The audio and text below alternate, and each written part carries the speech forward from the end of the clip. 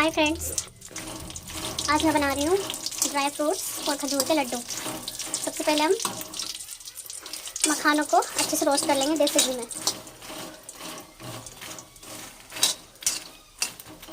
ये रहा हमारा देसी घी।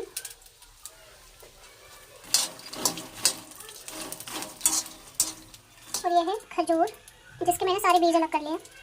खजूरों को हम निकाल के रख देंगे क्योंकि बाद में इनको भी हमें रोस्ट करना है। इसमें मैंने थोड़ा सा और देसी घी ऐड करा है क्योंकि मुझे कम लग रहा है।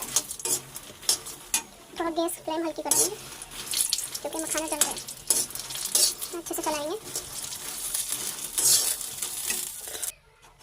ये बहुत अच्छे से रोस्ट हो गए हैं। इनको मैं निकाल लूँगी।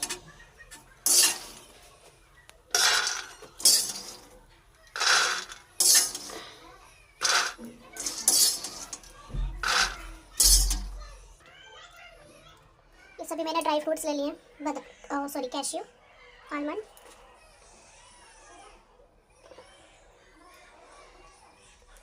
ये white seeds and green seeds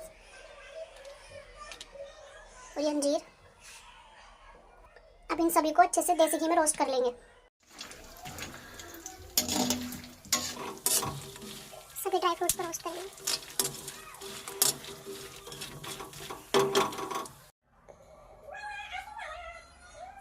मखानों को दरदरा पीस लेंगे मिक्सर में।